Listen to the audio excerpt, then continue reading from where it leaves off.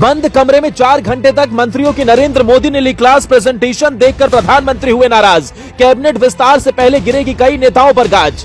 Cabinet विस्तार से पहले हुई बड़ी उथल पुथल, पीएम के एक फोन से मच गई भगदड़, कई मंत्री अधिकारी हुए दिल्ली तलब। नरेंद्र मोदी के सामने सिर झुकाए खड़े रहे मंत्रिपरिषद के विस्तार का बताया पूरा प्लान, देवेंद्र को मिल सकती है केंद्रीय विभाग की कमान। 2024 के चुनाव से पहले बीजेपी में एक बड़ा फेरबदल होने वाला है, या यूं कहें कि इसकी शुरुआत हो गई है।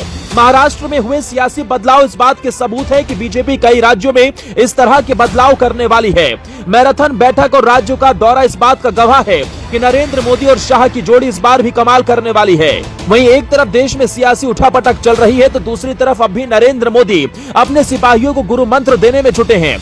महाराष्ट्र के ताजा सियासी घटनाक्रम और कैबिनेट की बैठक के बाद मंत्री परिषद में फेरबदल की अटकलें तेज हो गई हैं। खबर है कि महाराष्ट्र के कई नेताओं को जगह मिलने वाली है। इससे पहले प्रधानमंत्री मोदी ने 2021 में आखिरी बार अपनी मंत्री परिषद में फेरबदल और विस्तार किया था। इसके बाद उन्होंने कुछ एक मौकों पर कई मंत्रियों के विभागों में बदलाव किया था।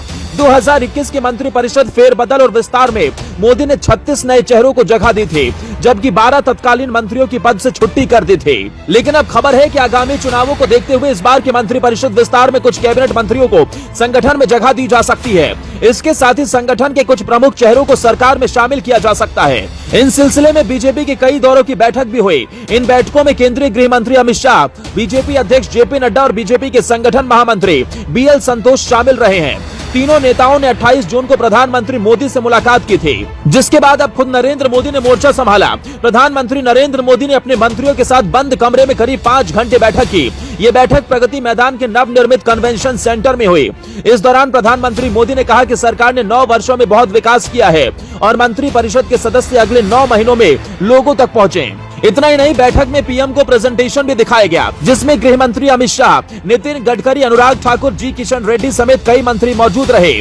बीजेपी के शीर्ष नेतृत्व की कई दौर की बैठकों के बाद केंद्रीय मंत्रिमंडल में फेरबदल की संभावना को लेकर जारी चर्चाओं के बीच ये बैठक हुई।